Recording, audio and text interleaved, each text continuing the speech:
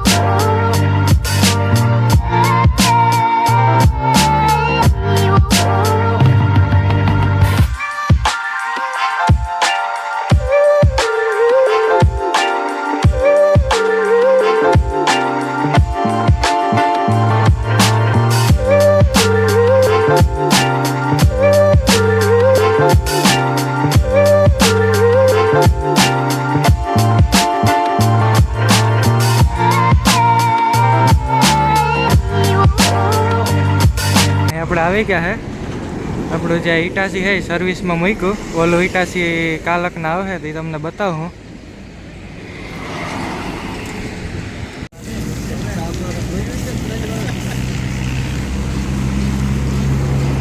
હું આવી ગયો હે, કાલ રાતે જ આવ્યું હતું, આપણે આજ સવારે ઉતારવાનું હે।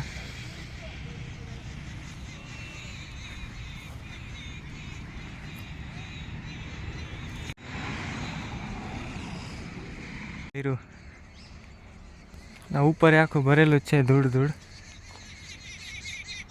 હું અહીંયા વિડીયોની ક્લિપ નાખી દઈ, તમને જોજો।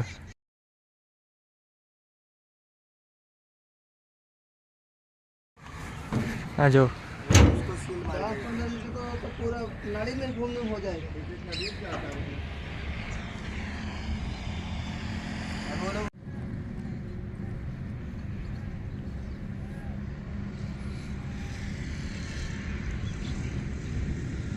જો ઘઉં પડે અહીંથી, આમાં ત્યાંથી તો મોકલું ના ધોવાનું।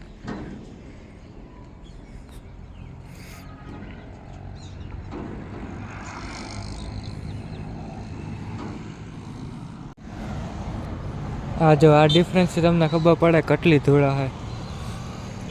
આ જો અને આ જો,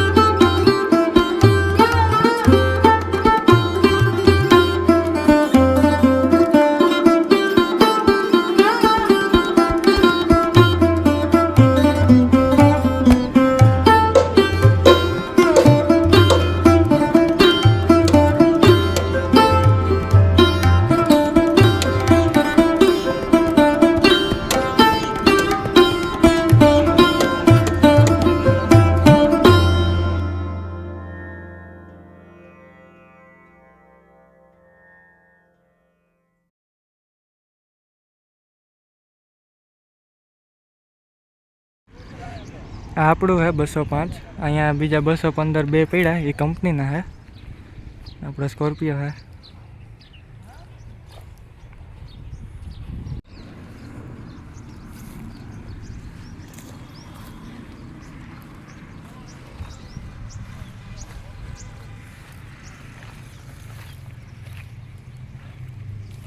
તો આપણે આવી ગયા ઇટાસીની કેબિનમાં. આવું કંઈક દેખાય.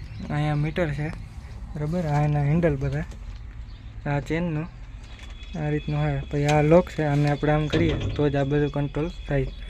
અહીંયા જોઈએ તો બધા એસીનો કંટ્રોલ છે, બરાબર. આ લીવરનો કે ઇકો પાવર એ બધા મોડ આવે. આ ડિસ્પ્લેના કંટ્રોલ છે, લાઇટ માટે. અને પછી આ ઇગ્નિશન છે, આને ઓન કરો એટલે અહીંથી આનું મીટર છે. આમાં આપણે સ્માર્ટ ડિજિટલ મીટર આપી દીધું, એનિમેશનની આવે. અહીંયા કેટલા કલાક હાઈલો એ બતાવે, કેટલા લીટર ડીઝલ છે અત્યારે, જેમ 31 લીટર છે એ બતાવે. ટેમ્પરેચર, ફ્યુલ અને આ બધા સાઇન છે. અહીંયા બકેટ બતાવે. અહીંયા લોક છે. સ્લેપ મારીએ પછી જ આમાં ઇકો મોડ આવશે. જો એક કર્યું, અહીં એક ફેરવવાનું એટલે ઇકો 1 આવ્યું, પછી 2, 4, પછી 5 થાય, 6, 7, 8. फिर एक बार प्रेस करवानो अंदर એટલે પાવર મોડ એક્ટિવેટ થાય. પાવર ડાઉન થાય, બરાબર. ઓટો કંટ્રોલ છે. થોડીક સેકન્ડ પછી ઓટોમેટિક લીવર મૂકી જશે. જો મૂકી દીધું એટલે પાછું આપણે ઓલું કરીએ એટલે ઓટો કંટ્રોલ થાય, એટલે ફ્યુલ એફિશિયન્સી વધે. આને અહીંયા વાઇપરની સ્વિચ છે, આપણે દબાવીએ ને એટલે વાઇપર ચાલુ થઈ જાય, બરાબર. વાઇપરનું ની વાત કરીએ તો અહીંયા 24 વોલ્ટનું એક ફોનનું ચાર્જર આપેલું છે, બરાબર. બાકી તો અહીંયા લોકનું મેં તમને કીધું એ ને, બાકી કંટ્રોલર છે. એસી તમને બતાવું સ્ટાર્ટ કરીને. આ ફેનની છે, અને આ હોટ અને કોલ્ડ. કોલ્ડ છે અને હોટ છે. આને આપણે અલગ અલગ બટન છે. અહીંયા ફૂલ કરીએ એટલે જો ચાલુ થઈ ગયો, અવાજ આવતો જ હશે તમને, બરાબર. અહીંયા ટેમ્પરેચર સેટ કરવાનું, કેટલું ટેમ્પરેચર, ફૂલ કોલ્ડ જોઈએ કે ગરમ, એ રીતના, બરાબર. અહીંયા ટેમ્પરેચર સેટ થઈ જાય, અને અહીંયા કરીએ એટલે ગરમ, અને આ ઠંડુ. બાકી તો આ ડિસ્પ્લે છે, આમાં બટન દબાવીએ એટલે મહિનો $80 આવી જાય, એટલું છે. બાકી તો હોમ, અને આ બટન આપણે દબાવીએ એટલે કોઈ પણ એરર આવતી હોય તો એરર વહી જાય. બાકી આ લોક છે, ડિજિટલ લોક છે. એ લોક દબાવ્યા પછી જ આપણે બધું કંટ્રોલ કરી શકીએ એના ફંક્શન. હવે બંધ કરી દઉં એટલે હું તમને અવાજ સંભળાય. એટલે આ બે ઓપ્શન આપેલા છે કે આ હે તો એ અંદરની હવા ફરે, એટલે બહારની હવા અંદર ના લે. અને આ બીજું ઓપ્શન છે, એ બહારથી હવા અંદર આવે અને ટૂંકમાં ઠંડી કરે. એ બે ઓપ્શન અહીં આપેલા છે. સિસ્ટમ બતાવતા ભૂલી ગયો તો. આ મ્યુઝિક સિસ્ટમ છે, બે જ સ્પીકર છે અને એક કંટ્રોલર છે. ત્યાં લાઇટ આવે અને એક જરાક સ્પેસ આવે કોઈ ચશ્મા કે મૂકવા હોય તો. પછી ઉપર જઈએ તો આપણી સનરૂફ આવે, મોટી મોટી 4 વ્હીલમાં હોય એમ, અને પ્રેસ કરવાનું એટલે ખુલી જાય, બરાબર. પાછું ખેંચી લેવાનું.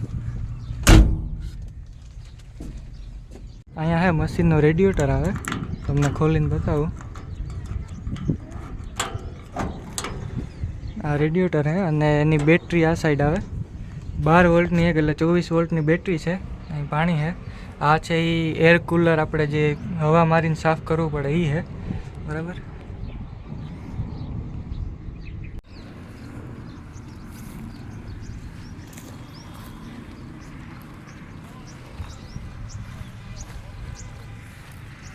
આ સાઈડ એનો પાયલોટ પંપ આવે, તમને ખોલીને બતાવું, બરાબર. આ પાયલોટ પંપ છે. અહીંયા હાઇડ્રોલિકનો ગેજ છે, કેટલું હાઇડ્રોલિક છે એ. બાકી તો અહીંયા ફિલ્ટર ને એવું બધું છે. ટૂલ બોક્સ છે, હું ખોલું. અહીંયા બધા પાના ને બધું અહીંયા રાખવાનું હોય, એ ટૂલ બોક્સ છે. પછી આગળ જઈએ, આ સ્વિંગ મોટર છે, અને જે આગળ છે એ હાઇડ્રોલિક પંપ છે. ત્યાંથી બધું હાઇડ્રોલિક ત્યાંથી ટૂંકમાં પાસ થાય. આલી બાજુ જોઈએ તો આ ડીઝલ નાખવાનું અને એ બધું હે. હાઇડ્રોલિક ઓઇલ છે એ અહીંથી નખાય, ત્યાંથી હાઇડ્રોલિક ઓઇલ પડે નીચે, બરાબર. અહીંયા એન્જિન હે એનું, ખોલીએ.